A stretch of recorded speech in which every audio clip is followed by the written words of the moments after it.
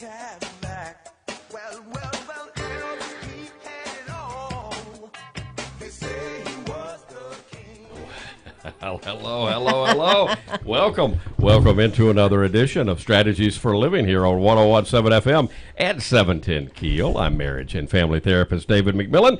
You are PLPC Carla McCormick. It is I. Happy Monday. Happy Monday to you. You had a good time at the LSU game, I assume? I did. What the heck did you do? Tech gave us a run for our money, didn't they? Fired out of there and got, 24 points ahead, and then just decided, okay, well, let's make this a game. What the hell? It was a fun game to be at. I was proud, and as a North Louisianian now, I was proud of Tech. They did good. They came to play, and they did North Louisiana proud. And I was so proud of Rapid Reuben Wright. Good evening, everybody. Good evening. Opossum, where art thou? I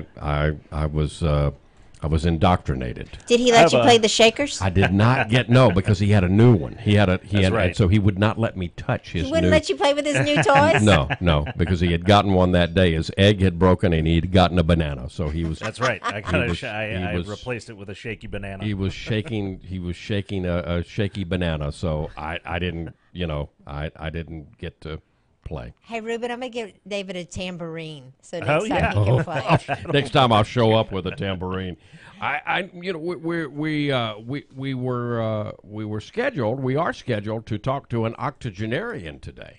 Wow. Have we ever had an octogenarian? Not to my knowledge. As a life strategist? Well, I'm not sure we're going to have one this evening. Uh-oh. So we'll see, though, during the break. We'll see what we can do to connect. Folks, thank you for tuning into Strategies for Living. We are presented by CADA, the Council on Alcoholism and Drug Abuse of Northwest Louisiana.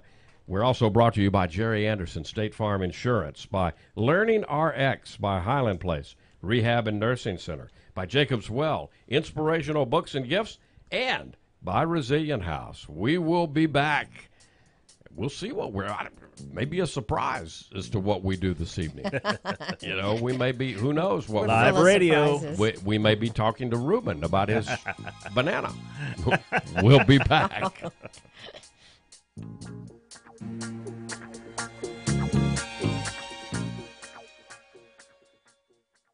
If we're talking addiction,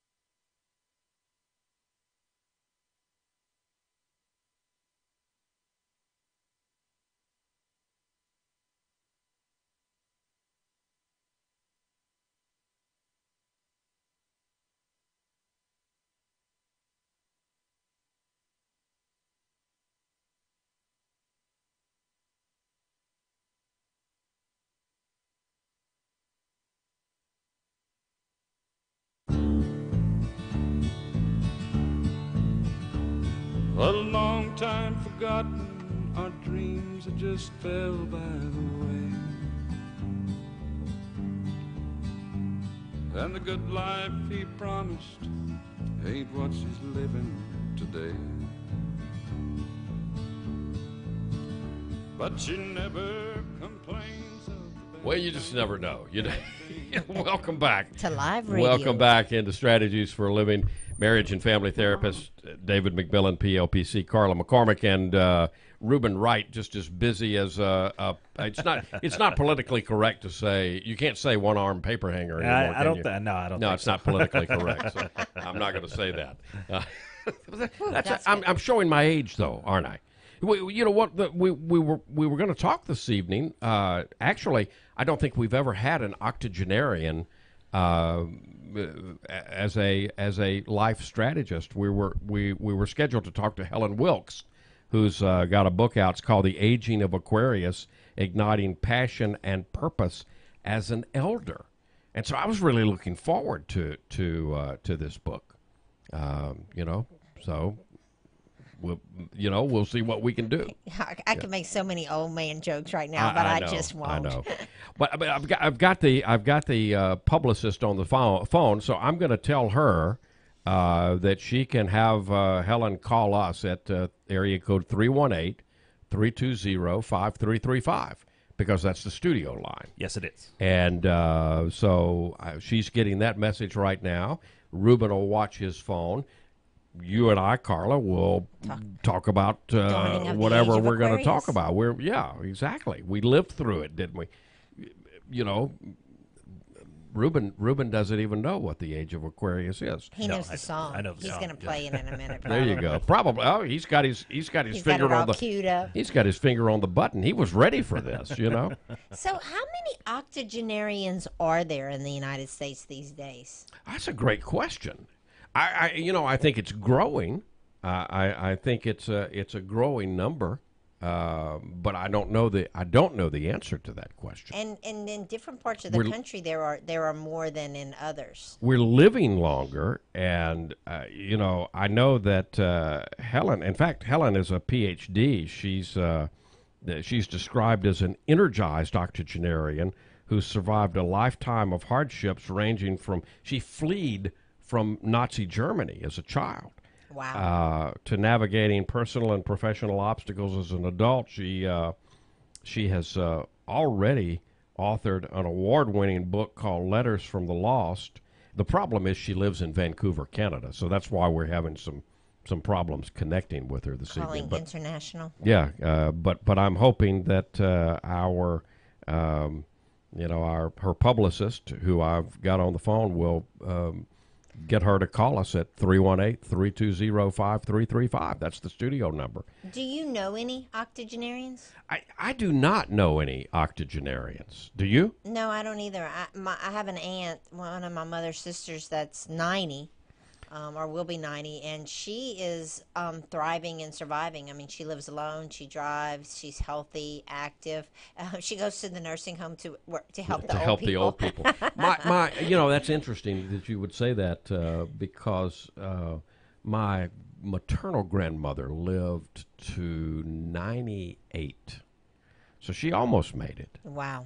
My paternal grandmother, I think, was 90. My father was 91. My mother was 88. So I guess I've got pretty good longevity genes on my side. But I remember the last several years of my parents' life. They were visited, and I don't think Miss Watkins was an octogenarian at this point in time, but she was in her advanced 90s. And she stopped by to visit my parents.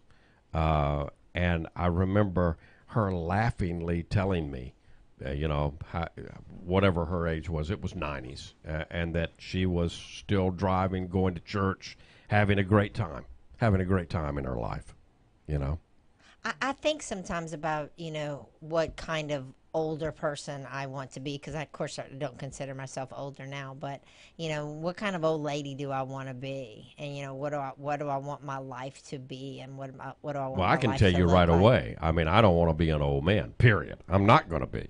It's not going to happen, I'll do whatever I got to do to keep myself in shape, and dedicating to eat healthy, and I've already started to trim down a little bit, see what's happening, and I think we might have our guest.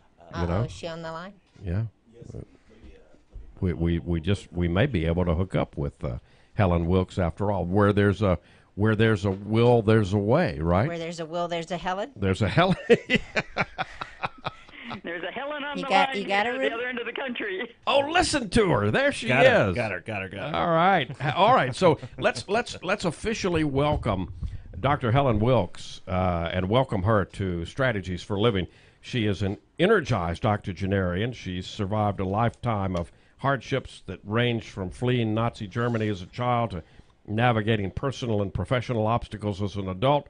She is an award-winning author, wrote Letters from the Lost, and got a brand new book out that has certainly got our attention, The Aging of Aquarius, Igniting Passion and Purpose as an Elder. Dr. Wilkes, welcome. Thank you. That's a lovely introduction.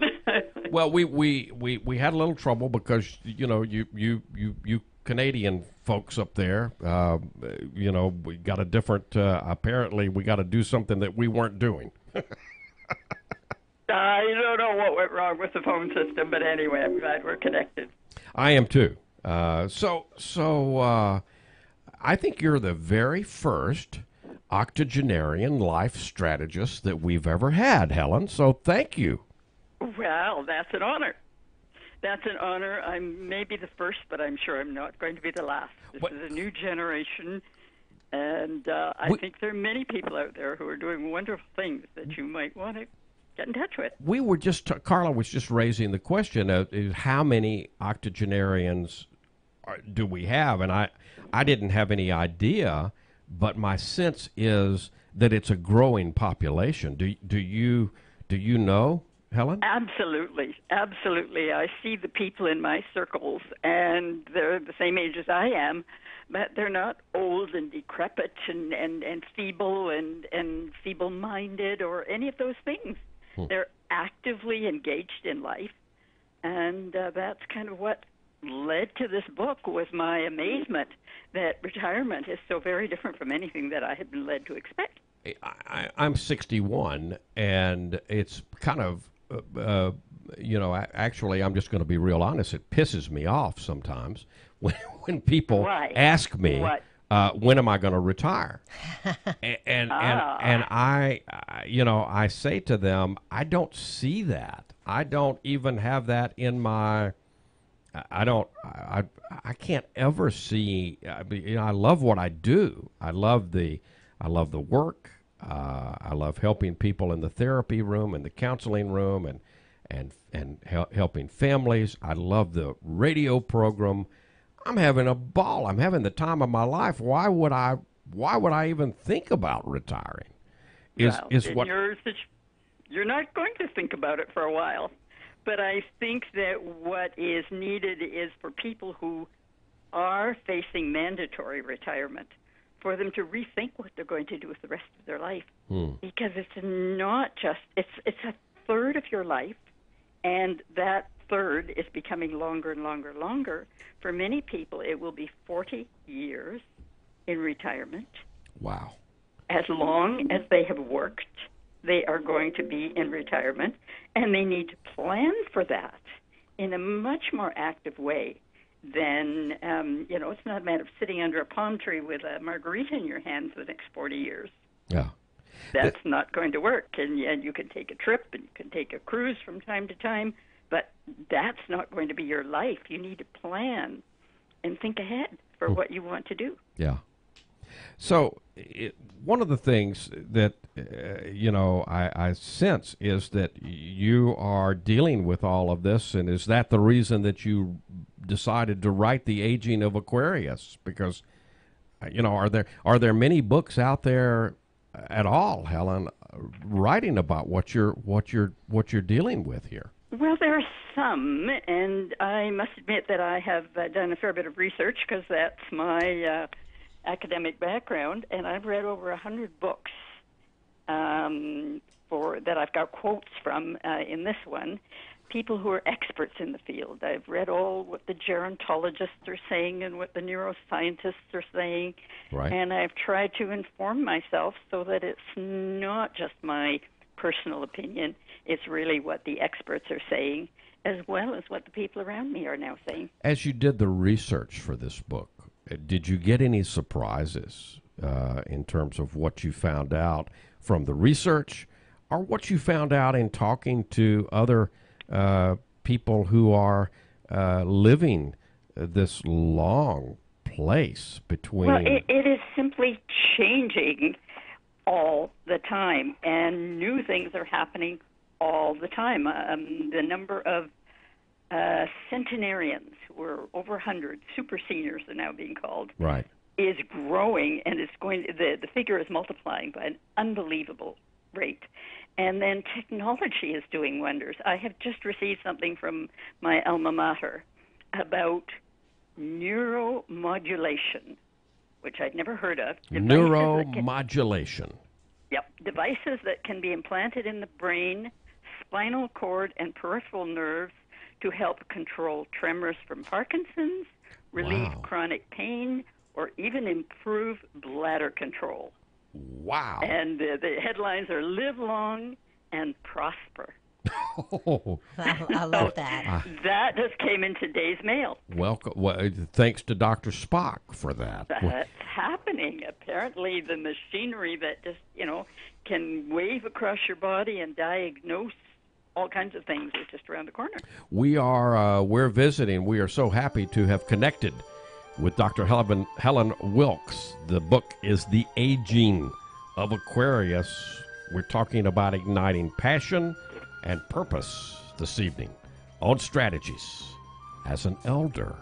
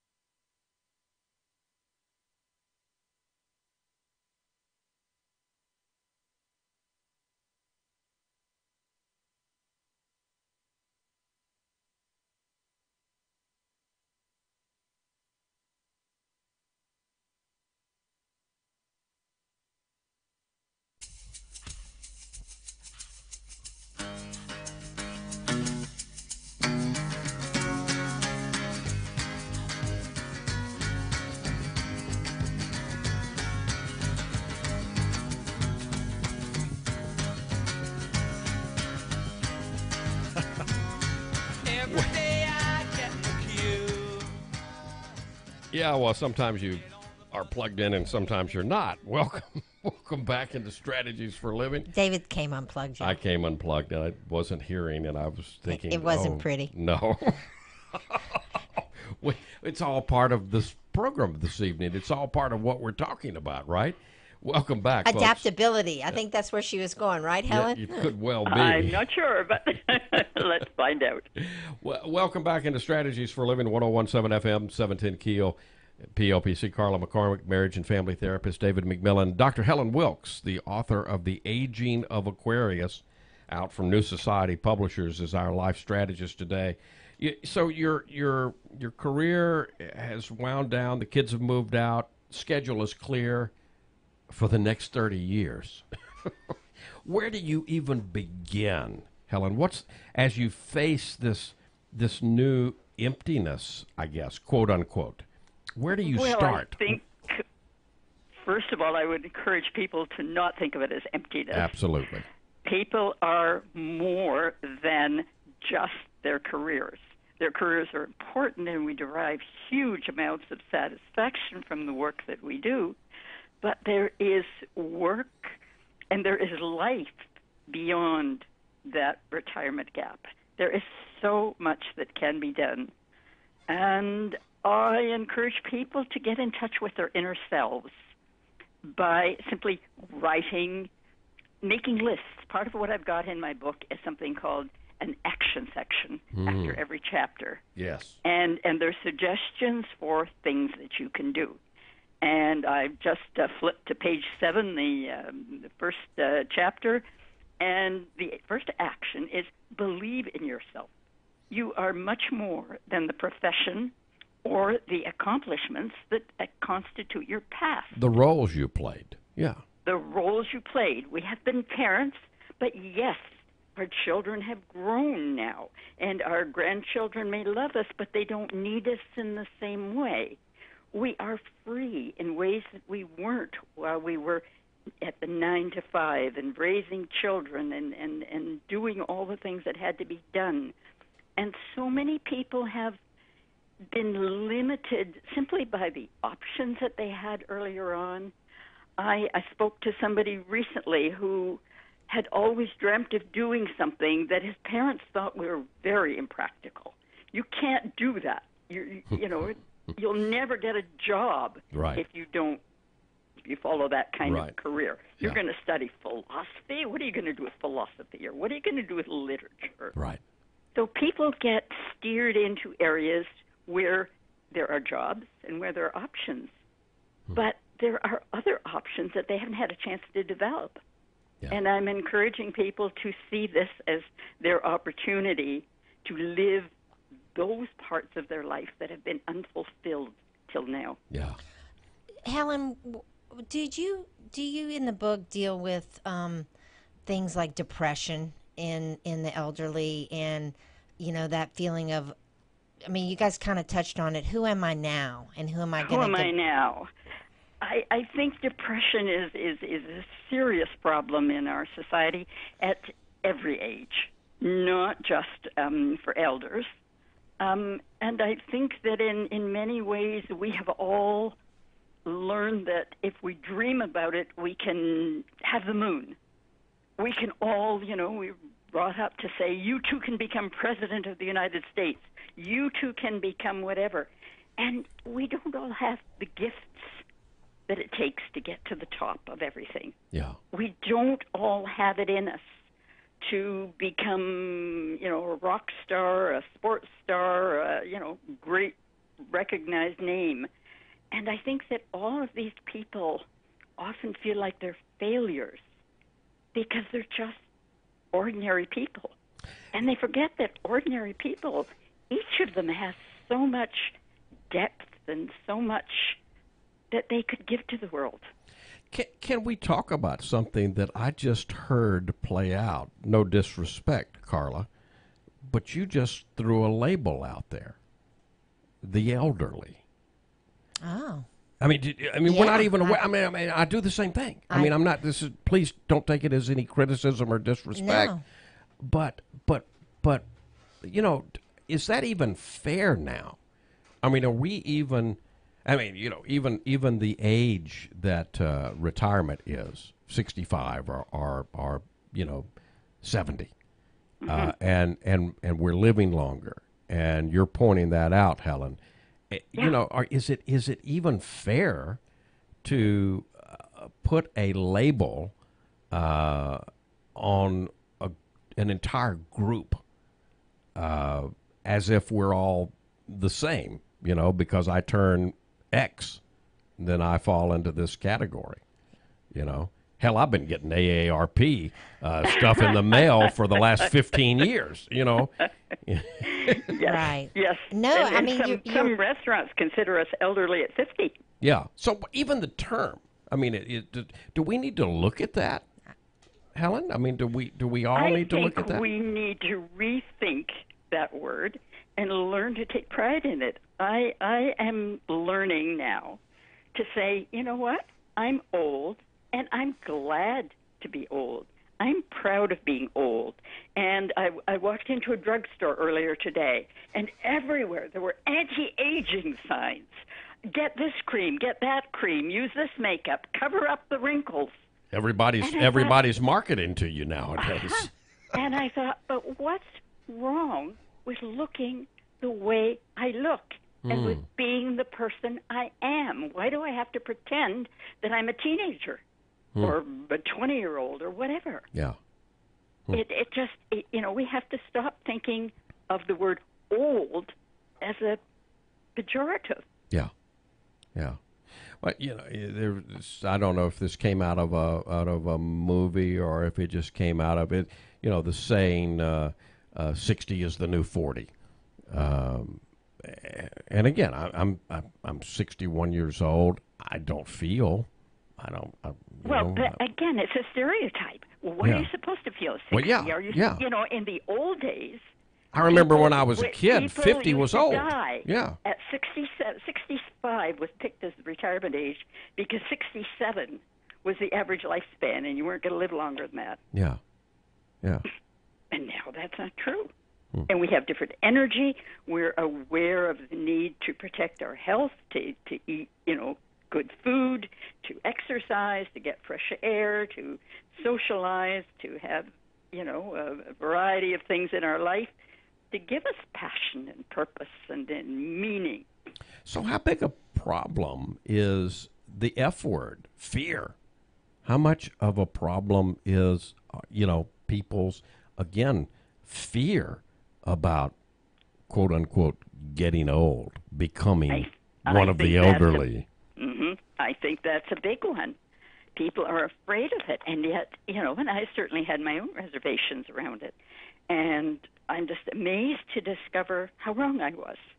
What surprised you about being 100? What did you not expect, or what's Well, every year that I live, every day that I live, something new comes into my life. Something positive comes into my life.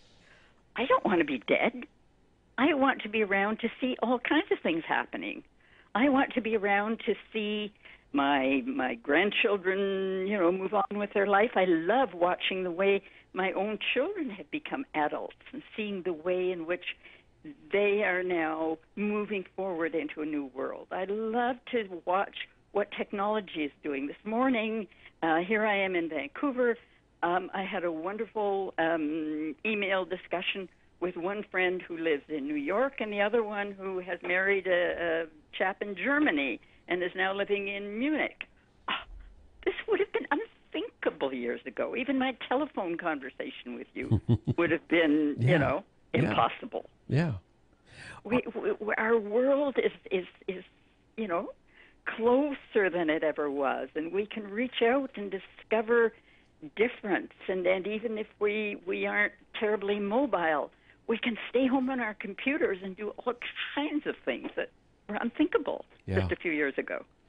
So I want to live to see those changes. Absolutely. And I want to live to watch the happiness, that's happening, I don't know, a friend just had a grandchild. Another friend had a great-grandchild, it's wonderful that all these things are happening around us. Yeah. And, I'm living in Vancouver. I'm looking out my window. The sky is blue today. We've had several days of rain, but it's all cleared up. And how can I not be hopeful that there'll be some sunshine tomorrow, too? Vancouver's one of my favorite cities ever. I love it there. I just got a message sent to me with question marks. The lady you're talking to is over 100 years old. And I would imagine there's a lot of people that are listening to us. That you know, and so do you get that a lot, Helen? Do you you know, get surprise when you, or I don't know, maybe you don't ever tell them your age. I do. I have published it now in the book. I'm an octogenarian. It's a matter of record. And so it's a matter of record. And I'm willing to say, yes, I'm old. So? Yeah. So one of the things that you talk about is you ask the question, are you a victim of self-imposed restrictions? Right. Do you tell yourself, I'm too old to ... fill in the blank? Yeah. Yeah. Well, I can give you example after example. I quote in the book a joke that somebody once gave me about, you know how old I'd be by the time I learned to play the piano? And the answer was, same age as you'll be as you don't learn to play it. Yeah, we were talking about that off the air with you, what you were sharing with your client, right, Carl? I talk about this daily with clients, who say, well, I'm too old to start a new career, or I don't ever need to, give up drinking or give up drugs because, I'm too old, and I tell them, like, you're 50. If you live to be 90, you'll have 40 years to do, Absolutely. whatever you want. Think about, and then they go, oh yeah, you're right. But Make some good years. I'm too old. I'll tell you a story about something that happened to me just very recently. I met somebody who had never sung a note in his life. And at age 65, he decided that he would sing in public as his 65th gift to himself. And he did, and he loved it. And he went to a music teacher. He used to play piano when he was a kid, and he started taking piano lessons again. And one day he confessed to the music teacher that he had always wanted to sing.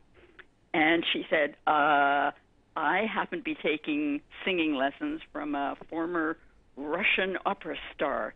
Why don't you come with me one day and sing for her? And this Russian teacher said, what a wonderful baritone voice.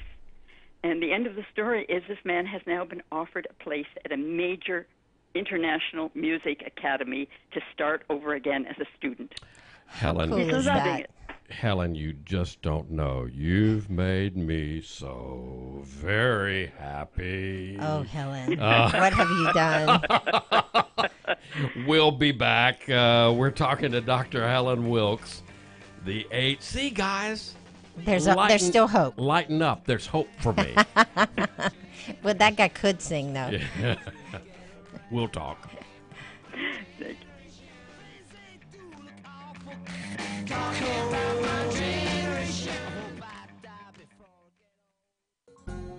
If you or someone you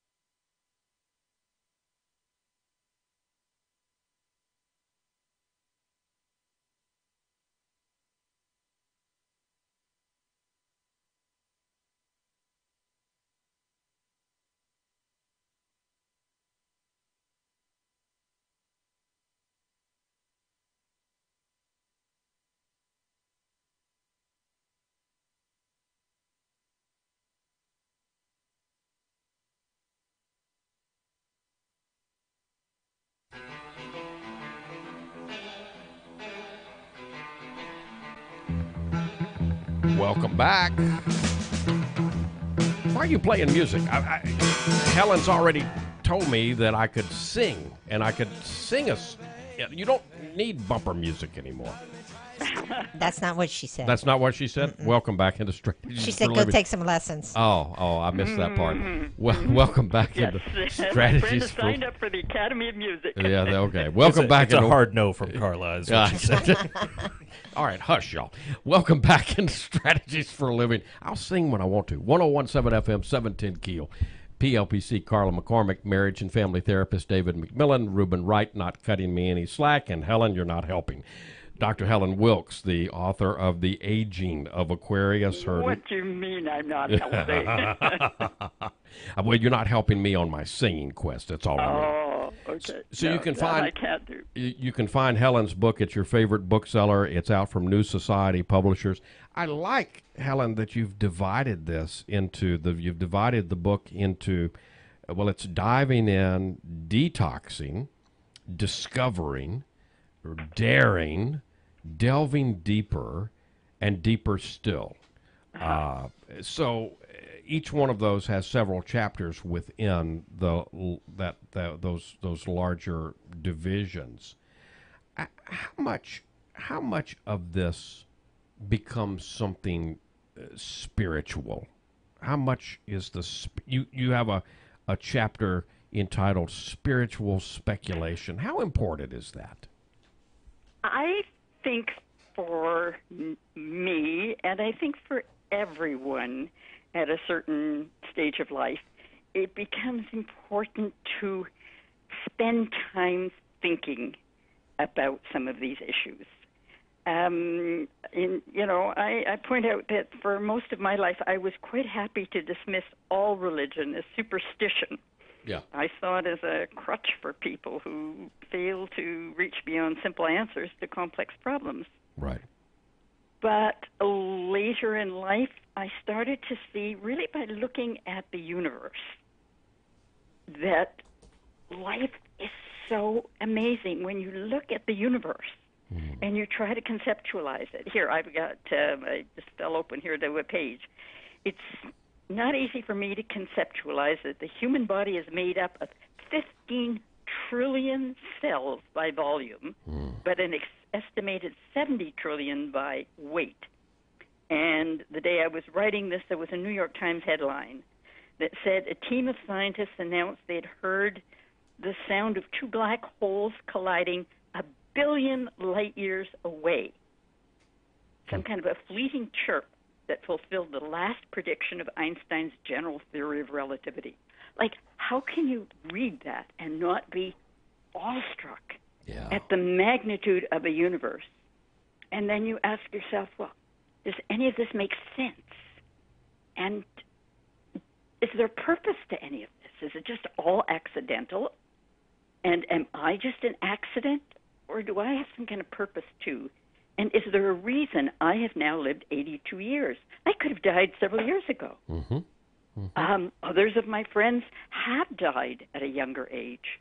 My own family background of the Holocaust means that all of my parents, my grandparents, cousins, they all died much, much younger. Why am I still around? Yeah. And is there a reason?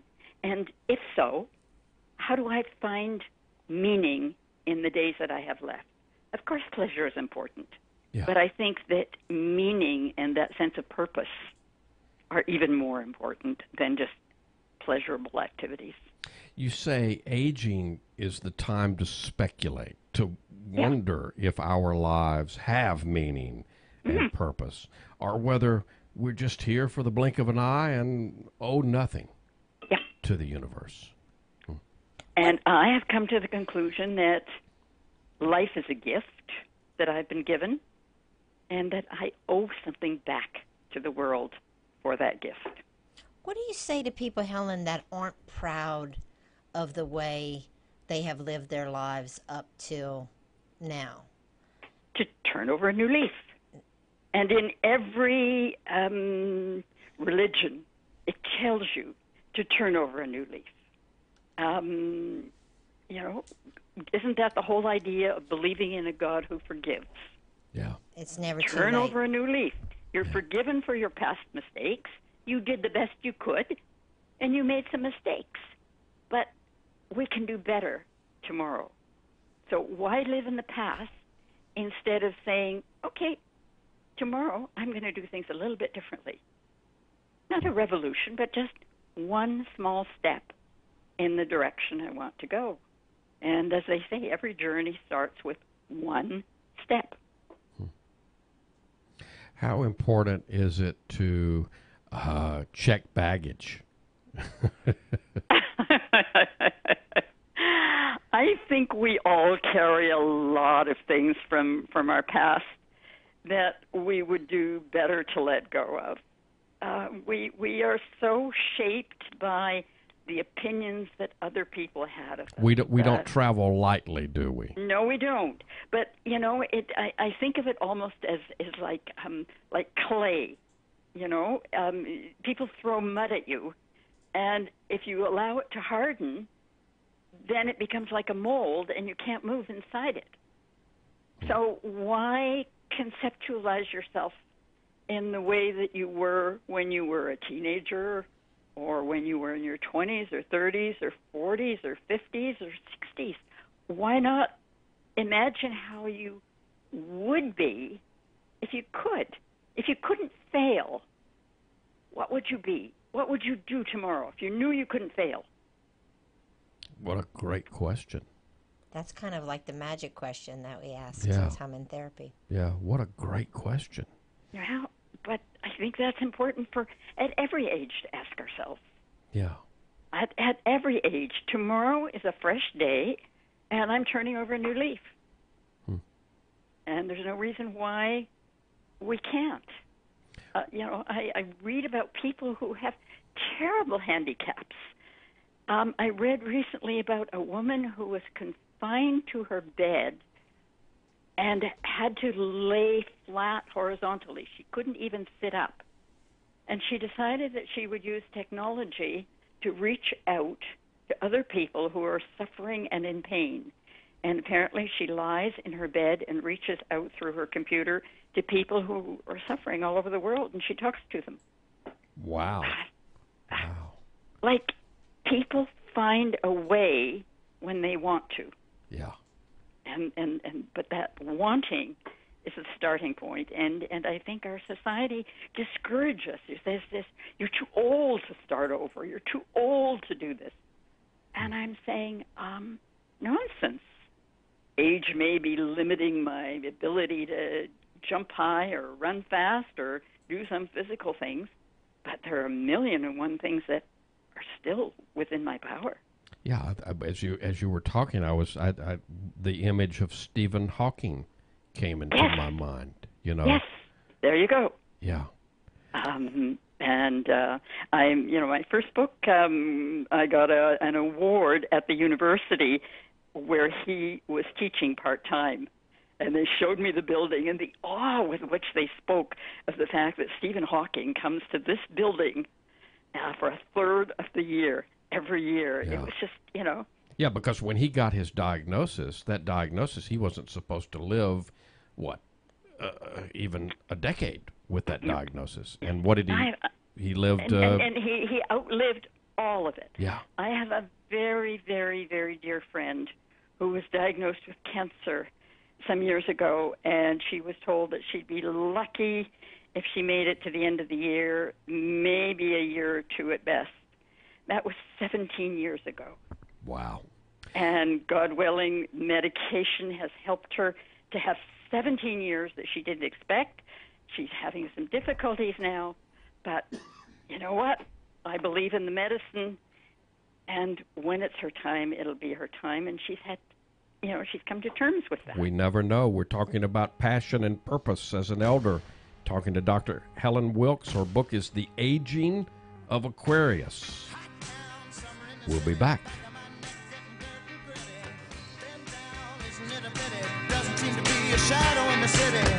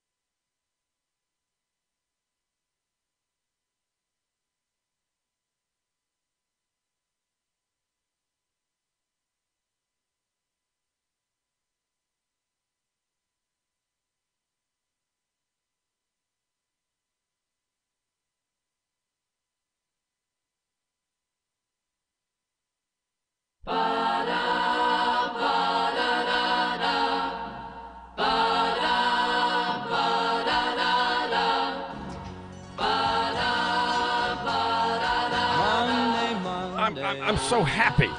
I'm happy. Yeah, welcome back into Strategies for Living. Okay, so pentagenarian. I was just thinking I should have asked you to play The Aging of Aquarius from Air. There you go.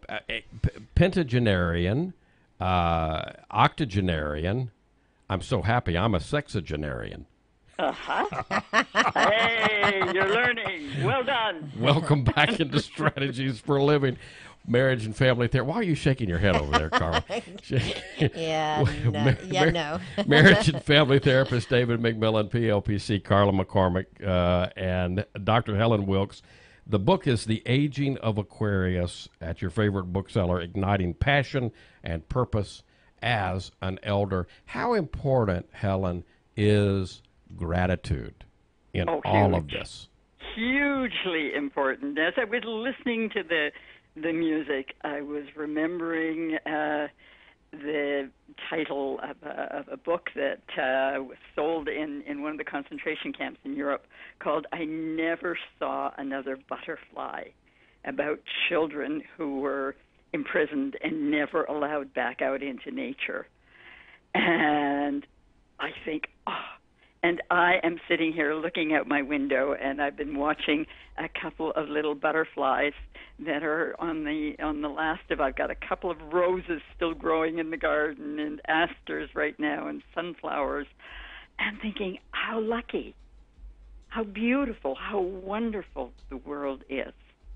And tomorrow there will be something special that I spot as well. Yeah. So, yes, gratitude and being aware of all that we have. And I often think that those of us living in North America, we have so much to be grateful for when I read about the disasters that are happening in other parts of the world where there's not the social network and support network that we have. We should be grateful every single day. And the list is long for things that we have to be grateful for. What is your best advice for the 20-somethings, the 30-somethings, the 40-somethings listening to us? I think the same advice as for the elders. One day at a time, one step at a time, and make tomorrow more meaningful than today. Try to do one. At one point, I tried doing one good thing for what I called an expanding circle. I do one thing for myself to treat myself well. And then I would do one thing for my family, one thing for my circle of friends, one thing for my wider community. I love it. Helen Wilkes, keep going out in circles. Thank you so much for this wonderful book. Thank you for being a great life strategist. Carla, thank you. Ruben, thank you. Folks, thank you for tuning in to Strategies. We've been presented by CADA, the Council on Alcoholism and Drug Abuse of Northwest Louisiana, by Jerry Anderson State Farm Insurance, by Learning RX, by Highland Place Rehab and Nursing Center, by Jacob's Well Inspirational Books and Gifts, and by Resilient House. If today were the last day of your life, you only had one more phone call to make, who would you call? What would you say? And why are you waiting? Make the call. For Helen Wilkes, marriage and family therapist David McMillan, PLPC Carla McCormick, and Ruben Wright. See you next time on Strategies for Living.